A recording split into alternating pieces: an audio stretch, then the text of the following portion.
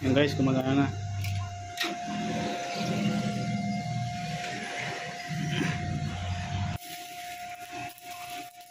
Okay na boss, pwede na yan. Hindi na nakamatay. Okay yan guys. Okay na siya. Predator. Ito lang guys yung ano, napalitan daw. Cord lang. Mahina ang cord. Sige pa sir. Sige. Okay na guys, hindi na. Pwede nang kunin. Hello guys, good morning. Ito napaka-araw at napakainit dito sa ating pwesto. Wala ating re-review lang itong quality check ng ating favorite na Predator 5-in-1 welding machine. Bali well advertised to sa YouTube. Kasi nga yan. Kasi nga ito ay isa sa mga pinakamura, halos pinakamura na 5-in-1 MIG machine. Ang Predator Flux Reactor 5. Bali ang experience ko naman dito ay binili ko to ngayong 2023 noong January. At after 8 months, nagkaroon siya ng problema. Tuloy-tuloy na gamit yun ha. Ang problema niya ay pag mag-weld na akong ganun, bigla na lang mag-shutdown. Automatic. Tapos hindi nagtagal nung minsan sinubukan ko bago ko dalhin sa technician ay pag i-on ko mismo, isaksak ko i-on hindi siya gumagana. So dinala ko sa technician tapos sabi niya, ayos na. Tinanong ko anong problema. Ang sabi ng technician ba naman na ito? Cord, ngek. Kung alam ko lang sana, ang dami kong cord dito sa bahay. Napalitan ko na. Pero hindi ko alam Kaya ito tuloy. Ganun pa lang sintomas yun. Pag siguro kunti na lang yung wire na nakakonect tapos nagkukulang na siya ng kuryente kaya nag-auto shutdown siya pag nag-i-weld. So yun ang isa sa mga unang masabi ko dito ay yung power cord niya low quality power cord. Tapos pinalitan na ngayon ng technician ng ito power cord na mukhang original naman, maganda siya mukhang heavy duty guys ayan, mukhang heavy duty pero ito pang nilagay niya kailangan pa ng adapter.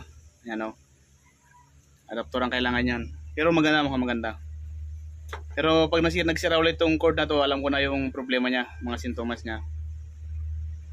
At alam niyo ba kung magkano nagastos guys? Alam niyo ba kung magkano nagastos guys para lang sa cord na yon? Para sa talent fee ng technician na gumawa nyon ay almost 840 ang binayaran ko. 340 para sa wire, sa pyesa. Tapos sa labor niya 500. So 840. Yan talaga. So yun ang isa. At ang iba pa ay pansin ko ay itong kanyang handle masyadong maliit ito. Yan masyado siya nag-init tapos natunaw. At isa pa doon ay ito mismong welding cable niya guys, ito aluminum, hindi pala siya copper. So ito pwedeng palitan. Kaya siguro mura dahil nga ito copper. Wala tayong maasahan doon, talagang mura kasi aluminum. At ang aluminum ay mas konti ang kayang dalhin na copper ay na kuryente. Kaya kung ibinabad to, ganito binabad ko, pinang-root pass ko at saka ayan na over siya dito, natunaw siya, nagkalawang, yan, overheat. Pero sa palagi ko kaya ito okay naman siguro, matibay naman siguro itong handle niyang to, pero ito lang siguro aluminum na over lang to. Tapos dito sa connection nagagalaw-galaw kaya naputol siya.